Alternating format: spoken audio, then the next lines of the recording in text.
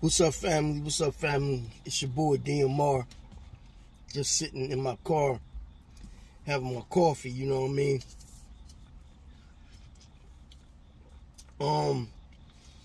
It's a few things I got on my mind this morning, man. I just want to talk about, and I just want to talk about the current situation with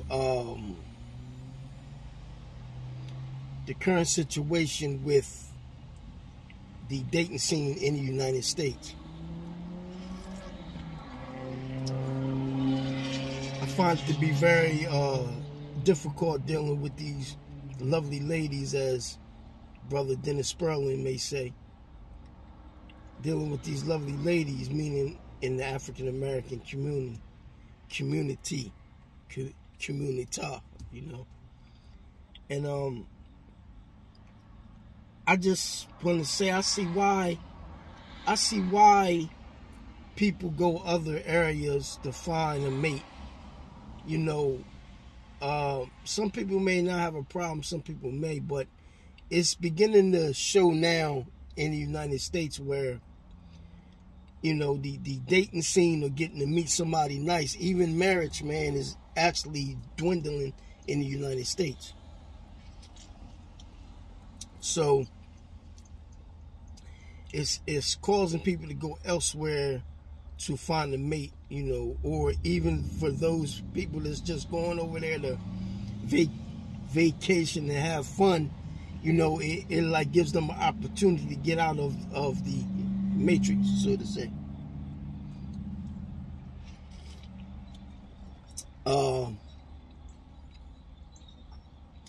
I'm a SYBM, Save Yourself Black Man.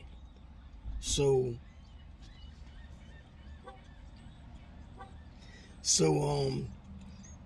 I started my traveling journey in 2001. I went to Morocco. I've been flying back and forth to Morocco. That was about 20-something years ago, but at the same time, that's my first time that I ever experienced going overseas. And it's not that I was going over there for certain activities, as people say, going over there to smash and go over there to partake in, situations with the women. But I went there to see the culture. I went there to sit with families in the Moroccan countries. I learned a lot from being over there in Morocco. So that like was my introduction in traveling internationally.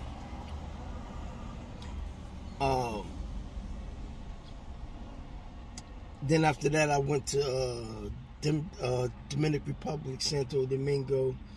Then I went to Panama and Mexico.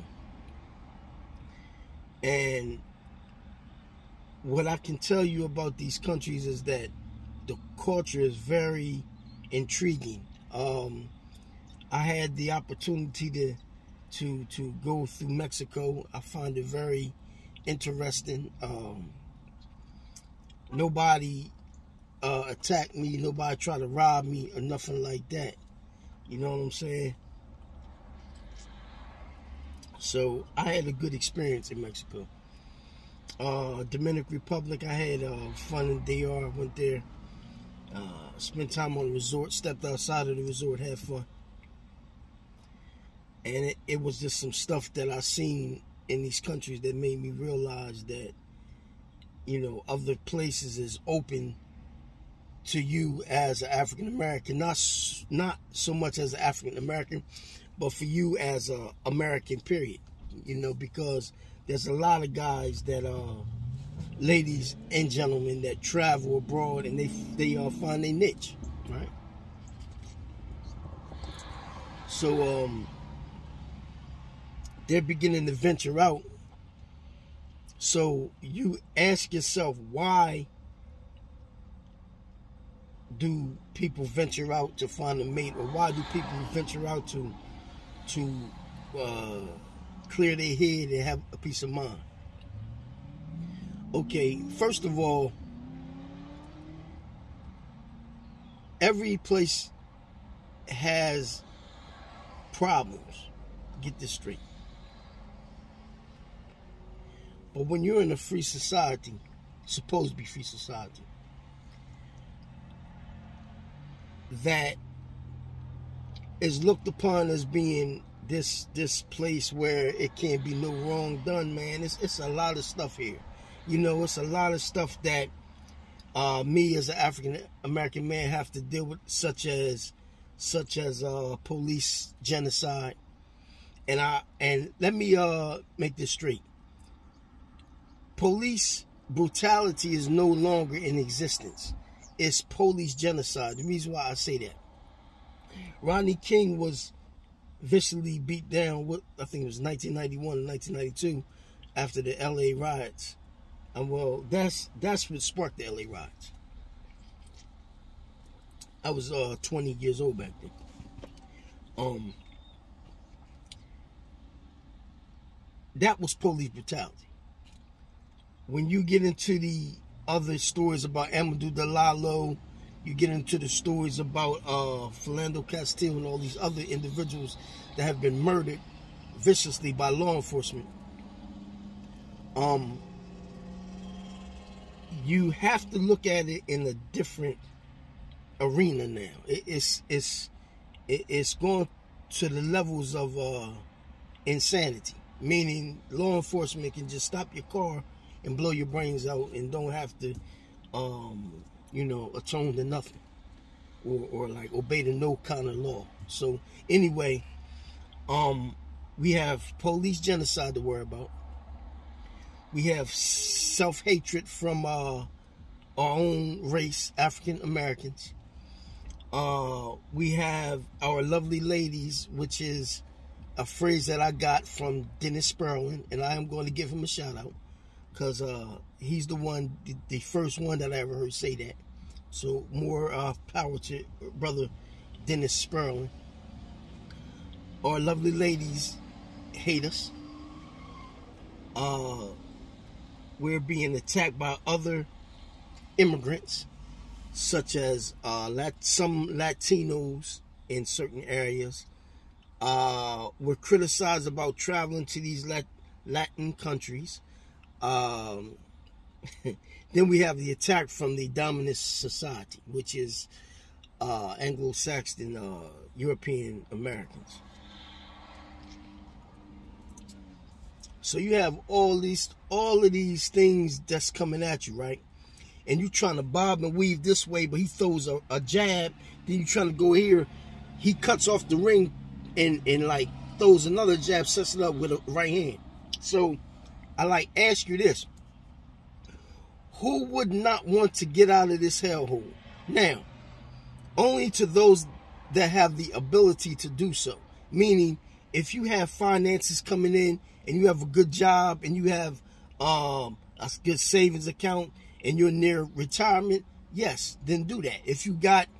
Even if you got a daggone trip that you trying to take every year just to get out of the United States, clear your head.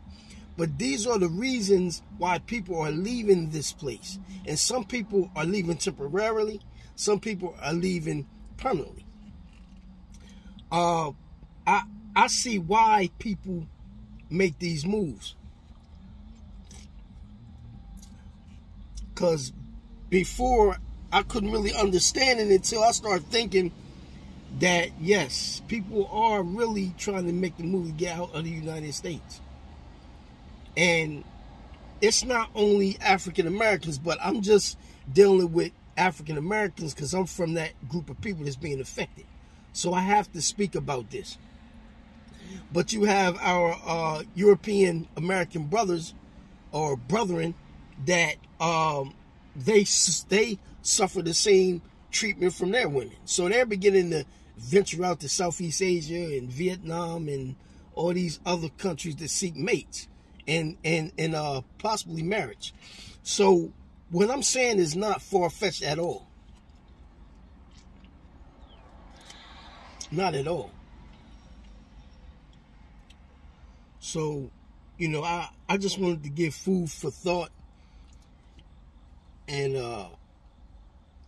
I just wanted to give food for thought in that area, because I've been having a discussion with some brothers about this issue, and we all have the same feelings. We all feel the same way. You know what I'm saying? It's like people have this, people just trying to escape this nonsense. You know what I'm saying? And then, you know, at the same time, you have to deal with all these other obstacles that you got to jump over in the workplace. You know, so it can kind of stress you out, but, you know, as long as you can kind of control that and try to direct it by going working out, doing some kind of, you might like to run, you might like to punch the bag, you might like to do other curricular activities to relieve that stress. You know what I'm saying? But a man don't want to come home after work and he got to argue every night, then his food not cooked. You know, and it's like, you know, it's always an argument, it's always a problem. You know? You know, so that's like one of the reasons why people are beginning to be SYBM, Save Yourself Black Man. You know, and I can see why. You know, maybe if the situation changed in the United States with the attitude of our lovely ladies, our sisters, maybe black men wouldn't travel so much, but I doubt that. I think even if they did act right, I think that black men would still want to travel, because, you know, I've like been abroad to a few countries, and you know, just understanding the culture is beautiful in itself. You know, just to get out of here and clear your head for 2 weeks or a week or like a month, so have we, you know, you can kind of think better. Excuse me. You know, so I like understand why people make their move.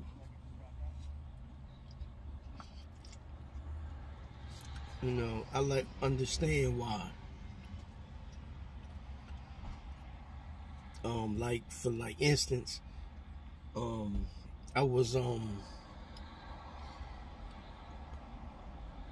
gonna share this with y'all. I was one like day I was in a restaurant, well, like a bar restaurant, sitting there having some wings and a drink, and this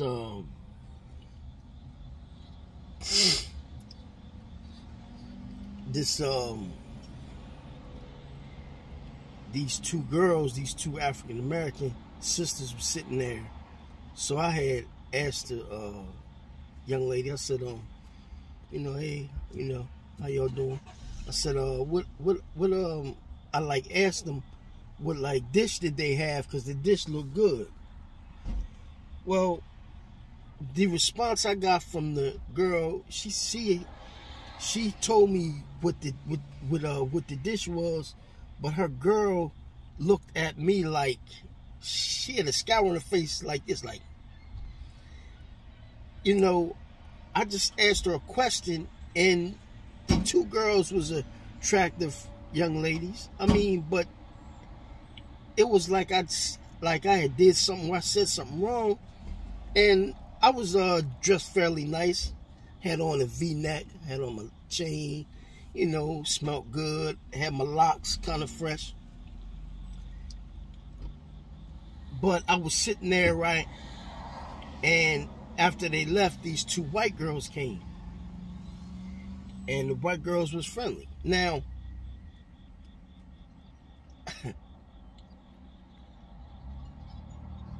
the response I got from the two white girls was positive. The two lovely ladies was well, the girl that I asked about her dish was cool, but her girl, like I did something wrong, or, you know, her face was like all crinkled up like, you know, I stink or something. I didn't stink at all. I had on a fresh cologne. I had on, locks was fresh, moisturized. You know, I had on my glasses that had tint on them. You know what I'm saying? I was good. You know, but I guess, you know, I guess I wasn't her type. I don't know. But anyway, what I'm saying is that the attitude of the lovely ladies is real funky. They got real funky attitudes. And all women get funky once in a while. But I can only talk about the group that I'm a part of. And it's not good, man. And that's why all these YouTube personalities are going overseas. And I see why they're going overseas. You know what I'm saying? I see why. So I like clearly understand that shit. I clearly understand it.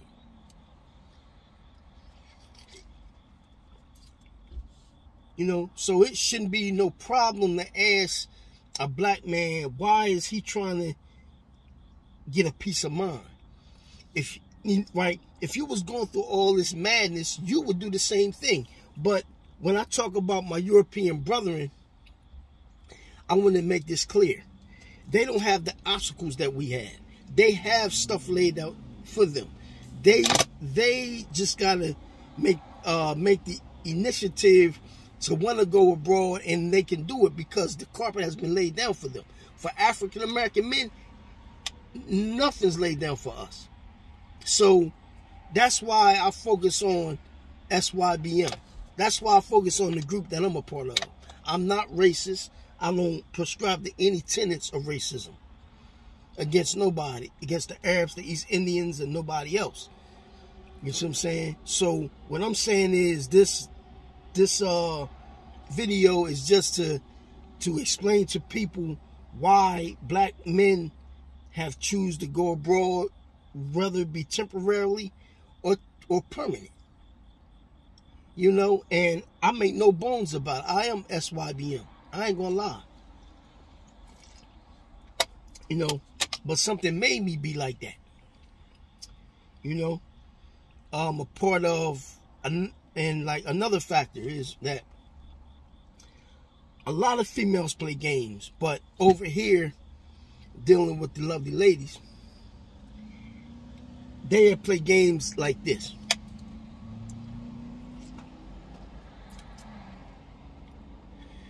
They would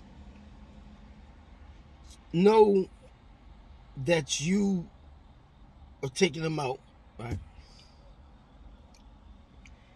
They will waste your time, but they want you to spend your money. You want me to spend my money on you, but you want to, but you want me to, but you want me, hold on. You want me to spend my money, but I can't, even if I'm expecting something. I'm a man, of course, but it's okay for me to spend my money. Think about that. Other countries, you might pay, but I tell you what, it would be worth your while. And I'm not here promoting no form of nothing. I'm just saying to you, this is what people, you would get a better bang for your buck, man. Meaning not in that sense, but meaning that you don't mind dropping a little money on a dinner. You know what I'm saying? It's like, and then you get, you know, something after that. But it's just that the treatment, man, the attitude is different. You know, but what these people expect us to do is this. When you a black man, right, they expect you not to have nothing. Even other black men expect this from their own people. And this is insanity. When you got other black men going against what a black man is doing, telling a man what he's supposed to do with his private parts and his money, that's two things I don't do. If a man want to go overseas and do his thing, let him do it. If a man want to go spend his money, let him do it. It's not affecting me. But at the same time, we're all African Americans, and we catch hell in the same pot. So it's not like that you different. The only thing is that jealousy starts to set in because you might can't do it. So because you can't do it, you want to spit venom at everybody that's doing it instead of you doing stuff for yourself and making it happen. That's where that jealousy comes in as us as black men.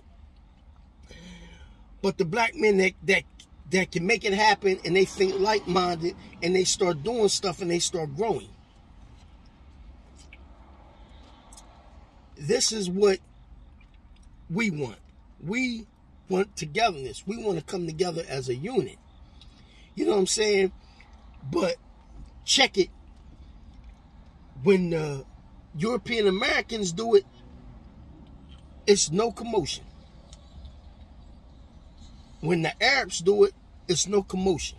When the East Indians do it, it's no commotion.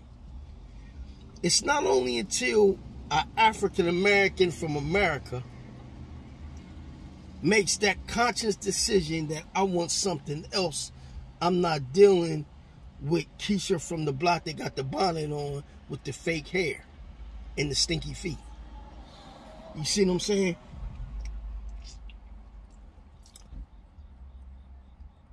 It's a problem when you start thinking like this. And it's even more dangerous when a other black man, I'm not going to say shame you because I don't. A other black man criticizes you for wanting to get out of this hellhole permanently or temporarily. And he goes on a rant on YouTube, which some of these guys do, and they talk about other brothers that's down there living their lives. Okay, so and another thing I want to clear up real clearly. The old way of doing things is over. That whole I